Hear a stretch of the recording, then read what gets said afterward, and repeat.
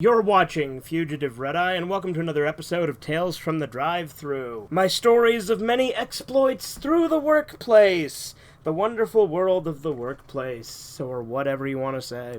Now, this is going to be one of the more ranty episodes, and it's going to have some overlap with some of the other ones, at least thematically. So what I wanted to rant about today is contradictions, different priorities that different departments and things seem to have. So as this is a more ranty one, you may have guessed it is once again about my current job and different things that different parts of the company don't communicate. And I've already talked about communication and how poor that is multiple times. So this is in part building on that. Whenever I would want to get something fixed, it would take forever for us to get anything fixed. And I've talked about that before, I believe, in the other episodes talking about communication. But we had our maintenance guy actually recently got his hand caught in a conveyor belt while it was on, and he had to go to the hospital. His hand got all kinds of fucked up from it. And so because of that, we had to retake some safety training, namely the lockout tagout training, which if you don't know is an OSHA procedure that you're supposed to do anytime you have to interact with machinery, whether it be putting your body in, like, the line of it, like, or if you have to, like, get on a conveyor belt, or if you have to perform maintenance on it, things like that. It's pretty simple stuff, really. You have to turn off the power to it and then put a lock on it so someone can't turn it back on. They use a bunch of fancy terms, like energy isolating device and things like that.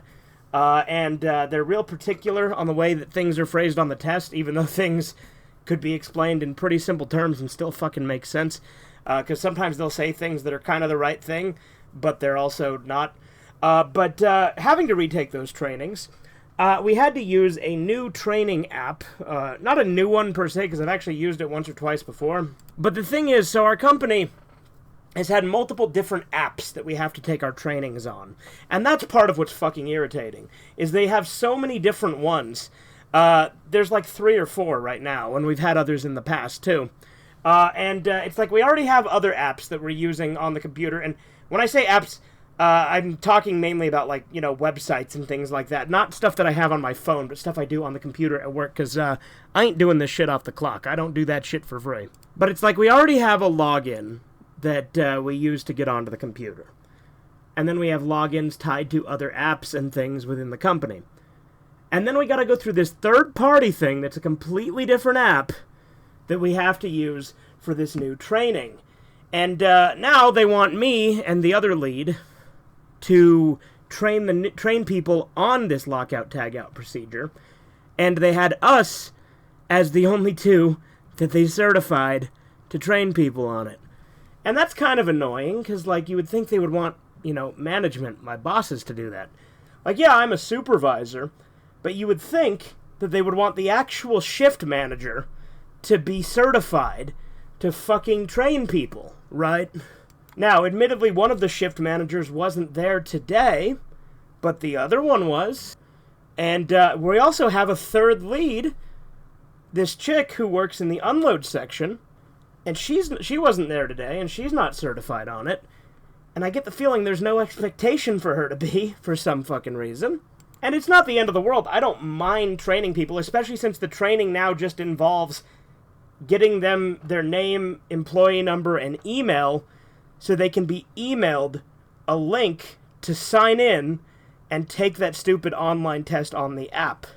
The thing that's irritating about that is having to get all that, because most of the people at work don't have a company email, so they're going to have to do it on their personal email. I mean, it's less work that I have to do. I just find it kind of annoying, because I personally wouldn't want to be sent an email outside of work to do some dumb work shit.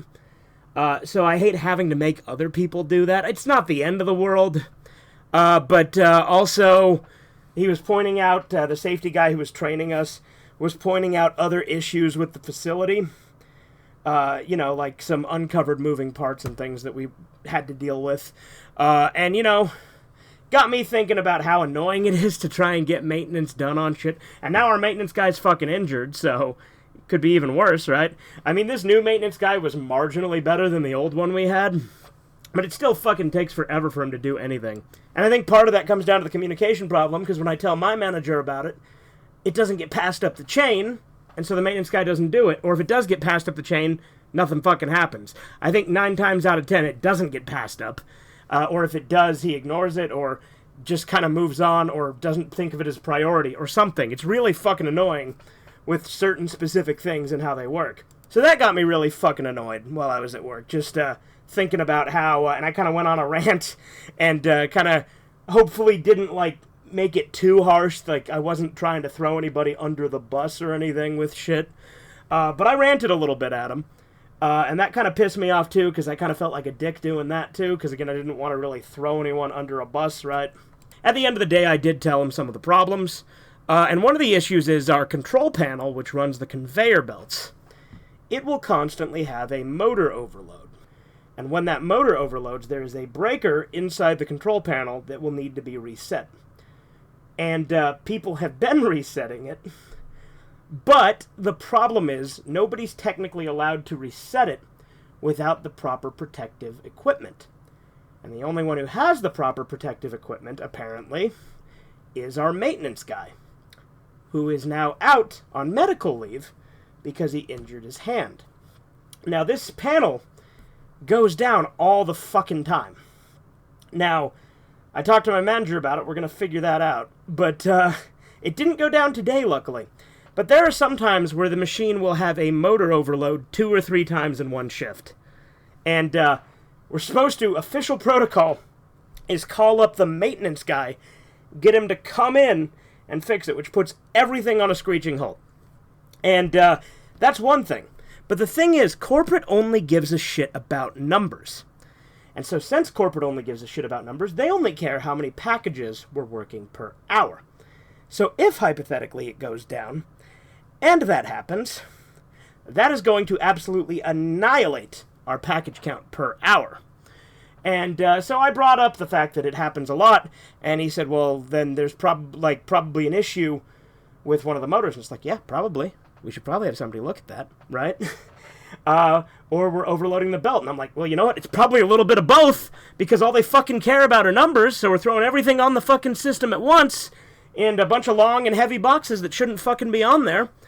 And so it puts strain on it, because all these fucking people in the higher-ups care about is fucking numbers. It's really fucking frustrating, because that's all they give a shit about. So when this safety guy I'm talking to is like, well, I don't care about that. All I care about is safety. It's like, hey, I'm with you there, buddy. Safety's important. We don't want people getting hurt. Talk to these fuckers, though. Tell them.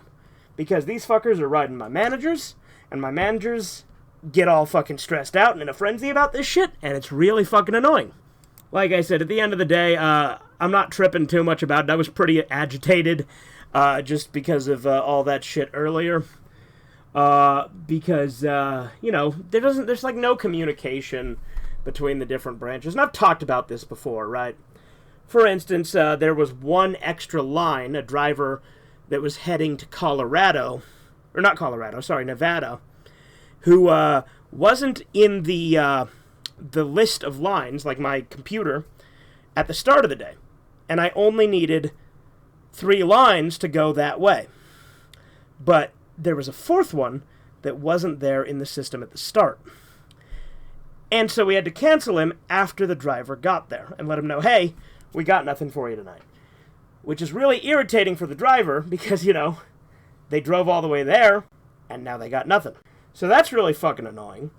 Like, it's not like they drove here with with nothing from another state, because typically the drivers they send out are already here, whether they be from here natively or they've already been here because they dropped off another load or something, right? But it's still really irritating they don't communicate with the vendors who send these drivers and tell them, hey, we don't need a line tonight. Like, the other night we had to cancel that same line, but it was actually going through a different vendor whose phone number I had, so I called up their boss and said, hey, don't send a guy out for this line tonight. We don't need him. And he's like, oh, really? Damn, I wish I'd known. I'm like, yeah, because they didn't send him out. He was just like, oh, why? What happened? I'm like, well, we don't have anything for it. Because during our peak season, they were only scheduling me, 2 or 3 lines when I needed 4 or 5. And now, when I need 2 to 3, they're scheduling me 4 consistently. So if it's not one extreme, it's the other. It's incredibly annoying because then I have to cancel lines. Drivers get upset because they're not making any money because they're not taking a line that night.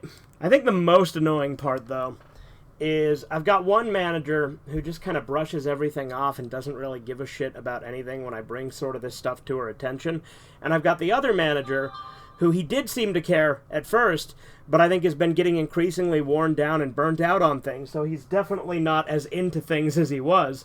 So he's kind of checked out, so that's kind of annoying. Like, he still cares more than she does, but he's definitely checked out and isn't as useful as he was when he first started. And again, communication is really bad there sometimes. Like, AM shift has virtually no communication with PM shift apart from criticisms when we have like a high amount of miss sorts, which is when you send something to the wrong trailer so it goes to the wrong facility. It's all just kind of a clusterfuck, and it was really fucking irritating me earlier. I've cooled down pretty significantly, and like I said, we'll just deal with it as it comes, roll with the punches. It's been really easy shift-wise as far as freight this last week or two. So I'm not too worried about it. It's just a lot of little inconveniences that really piss me off, and I'm kind of concerned about how some of that's going to go.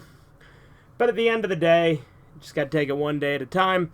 Overall, the work itself isn't that hard. It's just bullshit I got to put up with.